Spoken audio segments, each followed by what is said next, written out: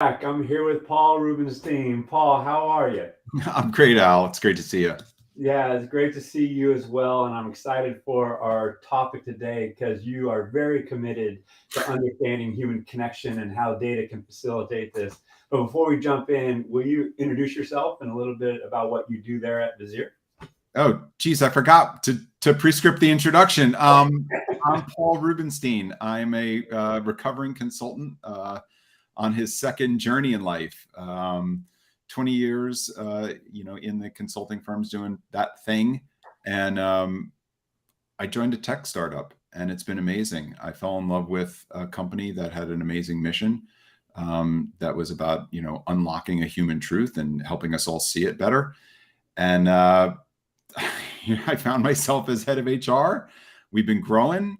We're definitely people analytics rock stars at Visier. We're certainly HR famous. What's next? Business famous? I don't know. But we're having a good time. We're growing, and I never thought I would do anything like this in my life.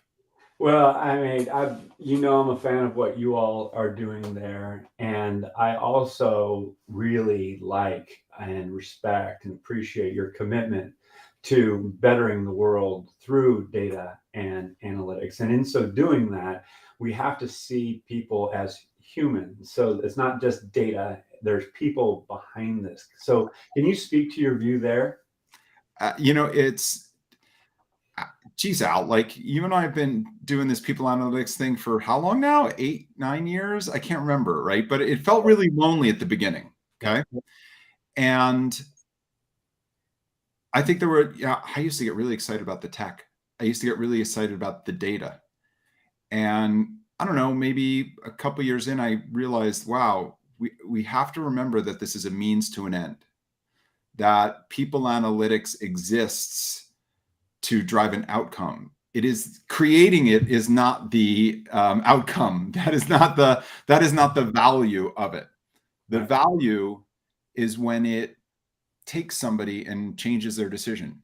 The value is when it helps reveal a more objective truth around a decision. The real value is when somebody's making a decision and they get better context, right? Or a whole lot of small decisions get connected to a bigger strategic outcome. That's collective outcome.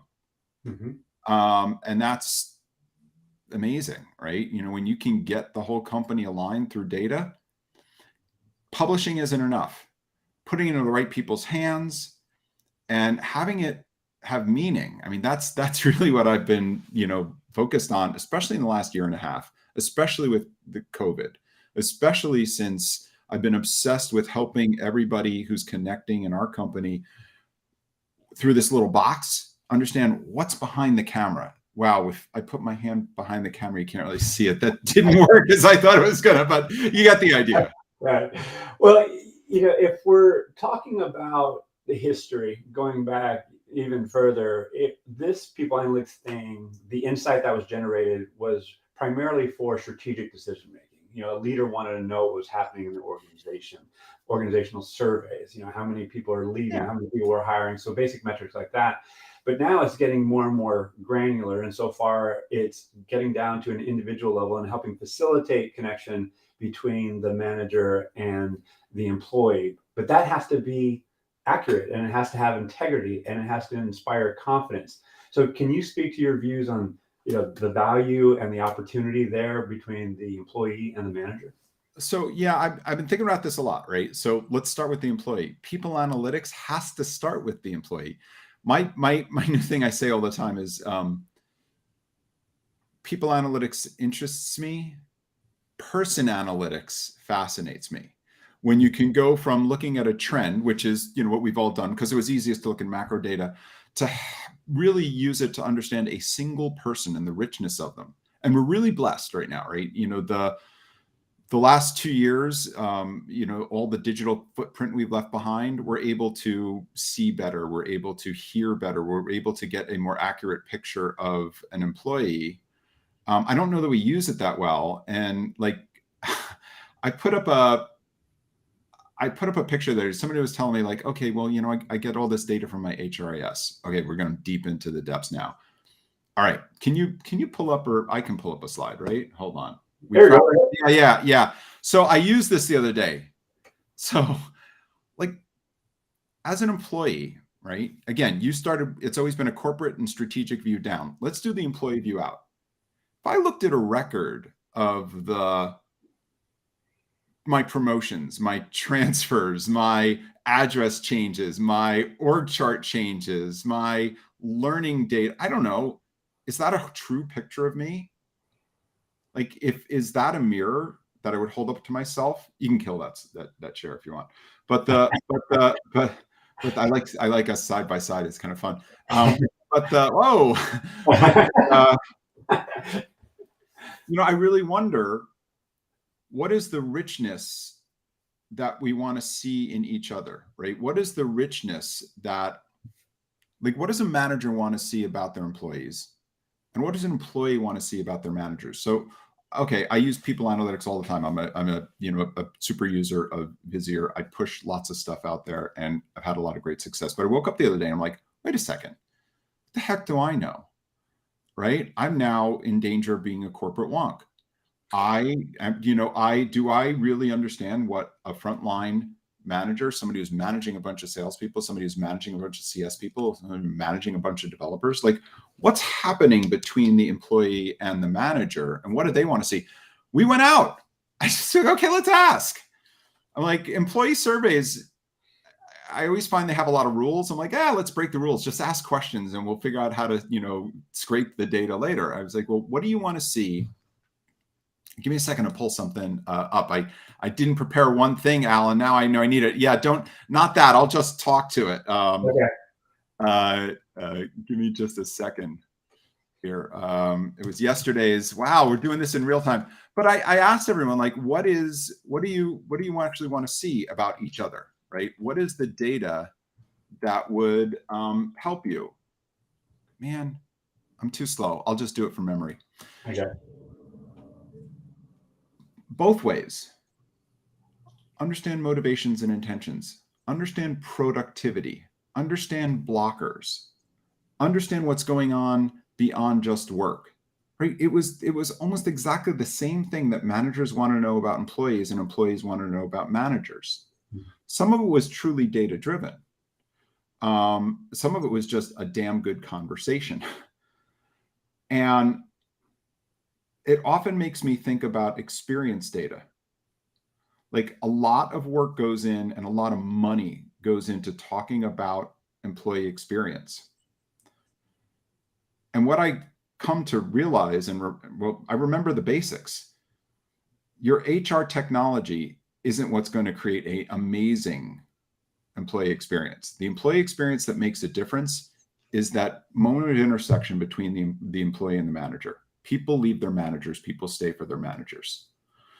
So a lot of what I've been thinking about, and our team has been thinking about, is what do we put in the hands of the manager to really make, to open up the aperture, to give them better context, to connect it to better decisions. So now you can do that fancy slide there, right? So like, what does it look like? Okay, we're calling it the people cloud right now, but let's start with the blue circle, right? People data is interesting. It's more interesting when you layer in business data. And by the way, I'll come back to this.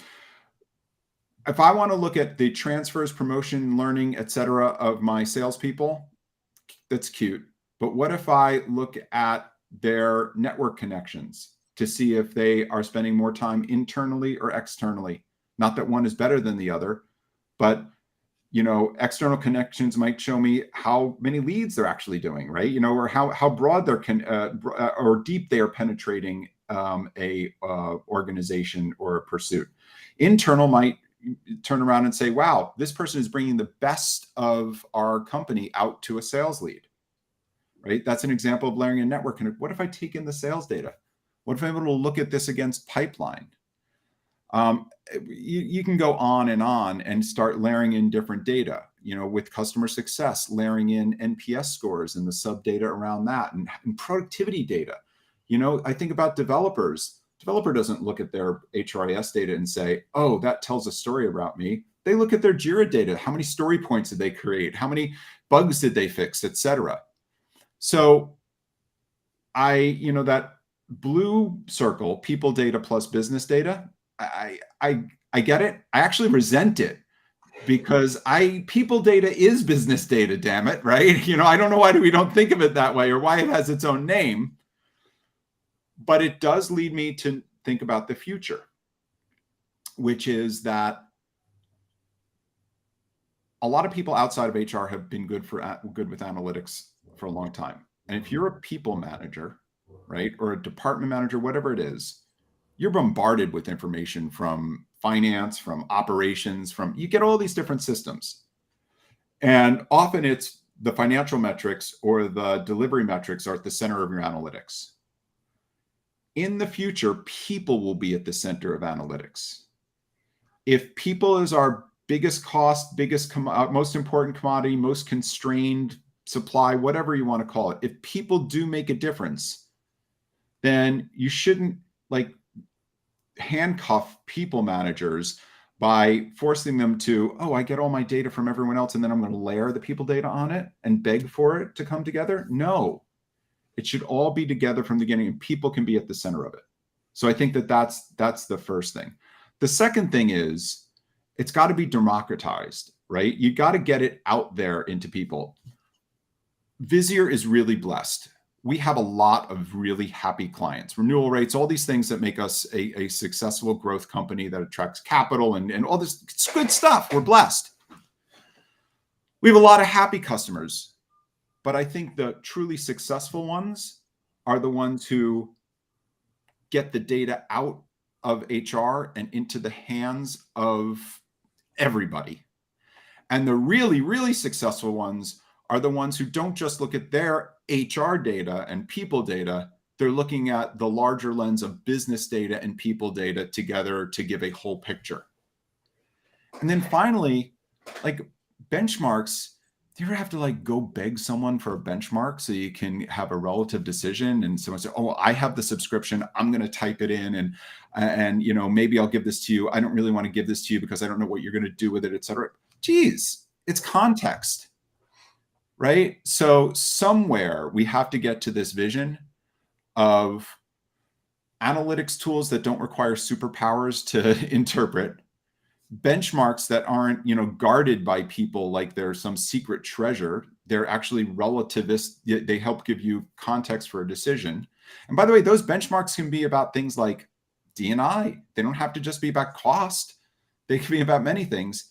And then this people, business data, and business data together. I think that is the future where we have to push decision-making of people managers. And that's what we should be achieving. All right, that was way long. I'm sorry. No, it was fantastic. I'm like,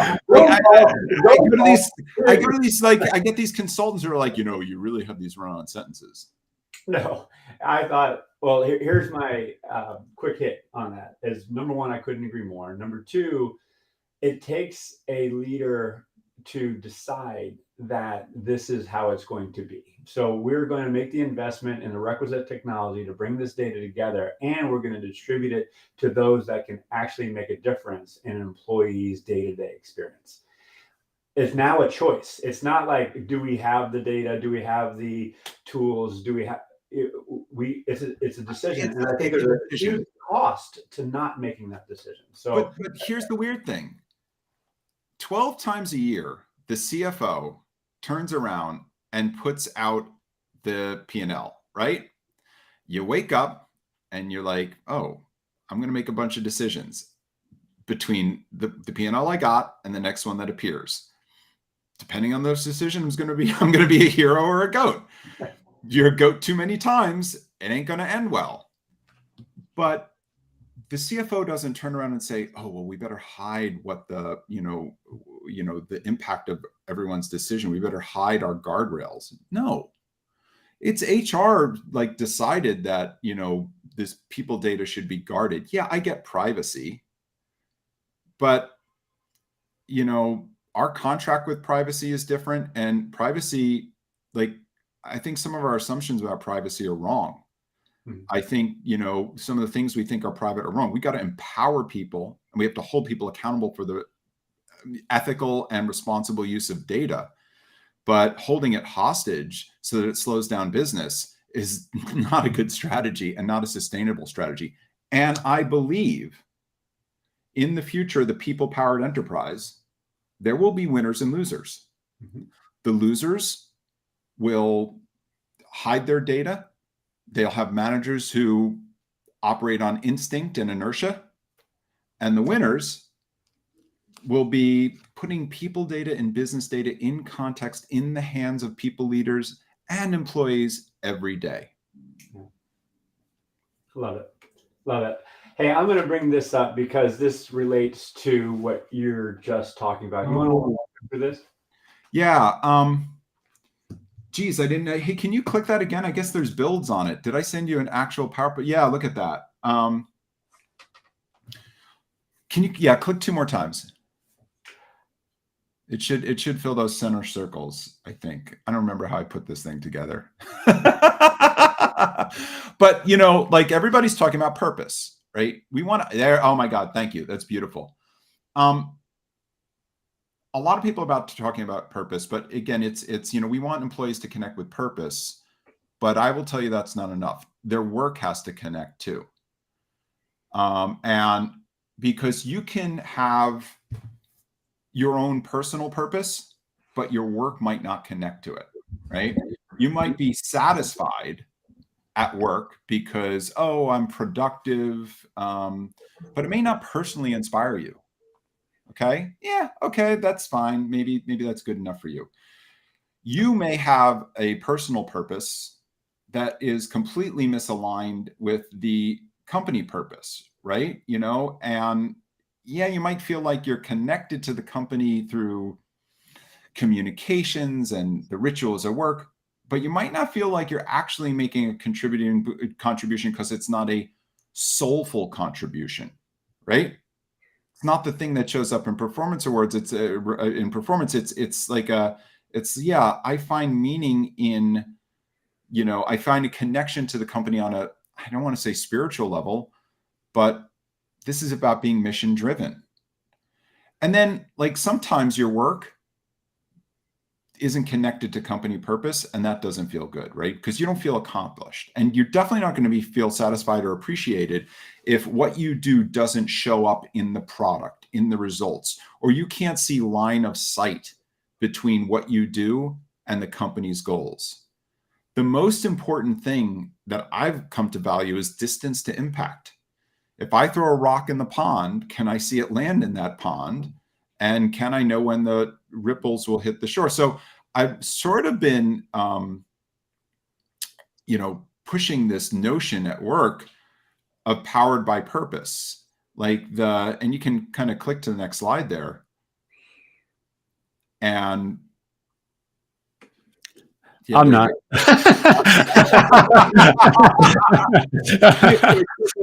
Because here's what I think. I think if you can connect, if you can get the magic triumvirate, right? Your purpose, your work, and company purpose all connected. And you can have satisfaction between what's important to you. Yeah, it's that last slide. What's important to you, and does it, show up in your work? Your work showing up in company results, your purpose connected to company purpose. That's where you get growth, inspiration, and energy. And that's power. And it's when those 3 are in harmony, I think that's what makes growth companies grow. Individual growth comes from here. Remember, company growth is just the sum of a lot of individuals growing. And we have to remember that. Companies, let me stop right there. Well, let me ask you this, because what you are doing is connecting, like I'm listening to Brene Brown's podcast, which is amazing in my view. I mean, she just interviewed Amishi Jha, who wrote the book Peak Mind.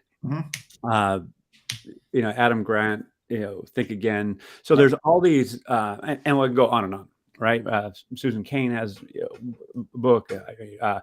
Susan David, who's actually going to be speaking at Outsmart, is fantastic. Emotional agility.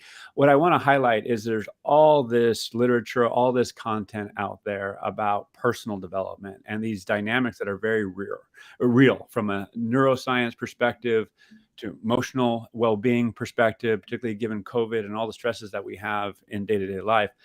However, when we go into our work experience, it doesn't accommodate those realities. And what I hear you saying is that we can better understand the experience through data and say, hey, we want to empower people. We want to have them have well-being, but we have to better understand the system that they're existing in and the dynamics between the manager and their colleagues and the workload that they're being given, all these things that are going to either be enablers or they're going to be constraints.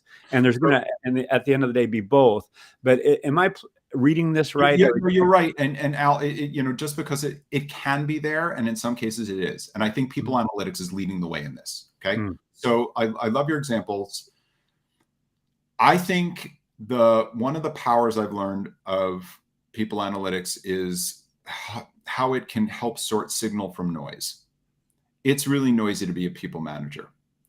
So often you spend your time with the squeaky wheel, not the quiet person who might contribute more than the squeaky wheel, and the quiet person who they may actually be sending the signals to leave that you can't hear unless you see it in the data.